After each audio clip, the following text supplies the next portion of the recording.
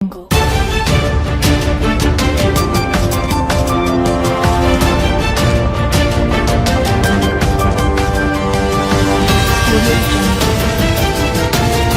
आज तक 24x7 में आपका स्वागत है और मैं हूं आपके साथ साक्षी। लौह पुरुष सरदार वल्लभ भाई पटेल ने देश की एकता व अखंडता के लिए महत्वपूर्ण योगदान दिया है। आजादी के समय उन्होंने एक रहेंगे तो सेफ रहेंगे की अवधारणा को मूर्त रूप देने के हुए 565 छोटी बड़ी रियासतों को भारत का विलय कराया। आज जो आधा अधूरा कश्मीर हम देख रहे हैं वह सरदार पटेल की ही देन है, अन्यथा वह भी पाकिस्तान के पास होता। सरदार वल्लभ भाई पटेल के बताए मार्ग पर चलते हुए देश के 140 करोड़ जनता को एकता का परिचय देना चाहिए। यह बात भाजपा अनुसूचित जनजाति मोर्चा के राष्ट्रीय महामंत्री व खरगोन सांसद गजेंद्र सिंह पटेल ने गुरुवार नगर में मेरा युवा भारत खरगोन के सहयोग से निकली जिला स्तरीय सरदार 150 यूनिटी मार्च एवं एक भारत आत्मनिर्भर भारत यात्रा के अवसर पर कही। उन्होंने हाल ही में दिल्ली में हुए आतंकी घटना को कायराना हरकत बताते हुए कहा, समस्त देशवासियों को एकजुट रहने की आवश्यकता है। भाजपा जिला मीडिया प्रभारी प्रकाश भावसार ने बताया कि यात्रा उत्कृष्ट विद्यालय प्रांगण से प्रारंभ होकर नगर के प्रमुख मार्ग और भाजपा जिला कार्यालय से होती हुई जेतापुर स्थित मुक्तेश्वर महादेव मंदिर प्रांगण में पहुंचकर संपन्न की गई। यात्रा को भाजपा जिला अध्यक्ष श्रीमती नंदा ब्राह्मणी ने संबोधित करते हुए कहा, अगर सरदार पटेल नहीं होती तो भारत एकत्रीकरण नहीं होता। उन्होंने आजादी के आंदोलन में भाग लिया और पहले गृह मंत्री के रूप में देश को संगठित किया। खरगोन विधायक बालकृष्ण पाटीदार ने कहा कि श्री पटेल एकता के पुरोधा थे। उन्होंने लौह पुरुष कहा जाता था। 565 रियासतों का एकत्रीकरण उन्होंने किया। उन्होंने स्पष्ट किया कि जिसे भारत में मिलना हो वह भारत में मिले और जिसे पाकिस्तान जाना है वह चला जाए।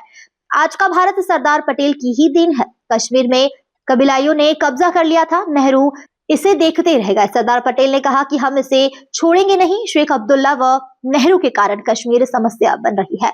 आज की विघटनकारी शक्तियां सर उठा रही है। 140 करोड़ जनता में जनता की आवश्यकता है। यह आज मार्च किया गया है, सरदार के संदेश को घर घर तक पहुंचाया है। कार्यक्रम में समस्त कार्यकर्ता व वरिष्ठ पदाधिकारी उपस्थित रहे। एक समूह जिसमें डॉक्टर शकीना और ऐसे अनेक प्रकार के दूसरी समाज के लोगों ने इस देश में प्राणघातक बम के हमले की रणनीति बनाने का प्रयास किया। एक प्रयास सफल हुआ है, इसलिए सरदार वल्लभ भाई पटेल ने इस भारत को एकता का जोड़ने का सूत्र तो किया, परंतु आज घर घर गांव-गांव मोहल्ले मोहल्ले में हमको एकता करने की आवश्यकता है। इस बात का संकेत ये घटना हमको बताती है। और ये बात मैं इसलिए आज कह रहा हूँ कि भारतीय जनता पार्टी के मंच से इस देश में जितने भी राजनीतिक दल हुए वो सब चुनावी राजनीति करते हैं, वोटों की राजनीति करते हैं। दुनिया में एकमात्र संगठन है भारतीय जनता पार्टी जो इस देश की सुरक्षा के लिए, देश की आत्मसम्मान के लिए, देश को विकास की राह पर बढ़ाने के लिए और इस देश में तेरा एक नागरिक की सुरक्षा का संकल्प लेने वाला अगर कोई दल है तो हम गर्व से कह सकते हैं कि भारतीय जनता पार्टी के कार्यकर्ता होने के नाते उसके हम कार्यकर्ता हैं। और इसलिए हमारा भी फर्ज है इस एकात्मता यात्रा के माध्यम से, यहाँ भगवानपुरा के लोग हैं, कसरावत के लोग हैं, खरगोन शहर के हैं, हमारे खरगोन विधानसभा के हैं, क्या हमने कभी झाँक कर देखा कि हमारे गांव में क्या गतिविधि चलती है? हम जिस जगह पर रहते हैं उस मोहल्ले में क्या स्थिति है? वो मोहल्ला सुरक्षित है कि नहीं है? इस बात की चिंता कौन करेगा? ये सरदार वल्लभ भाई पटेल एकात्मता कर गए तो सीधे नारों से काम नहीं चलेगा। इसको अपने जीवन में चरितार्थ करना पड़ेगा और धरातल को उतारने के लिए भी देशभक्त कार्यकर्ता भारतीय जनता पार्टी के कार्यकर्ता होने के नाते बनेंगे, तब हमारा गांव भी सुरक्षित रहेगा और देश भी सुरक्षित रहेगा।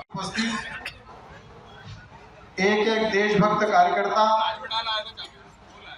सरदार वल्लभ भाई पटेल के द्वारा किए गए कामों के बारे में अच्छी तरह से वाकिफ भी और जानता भी।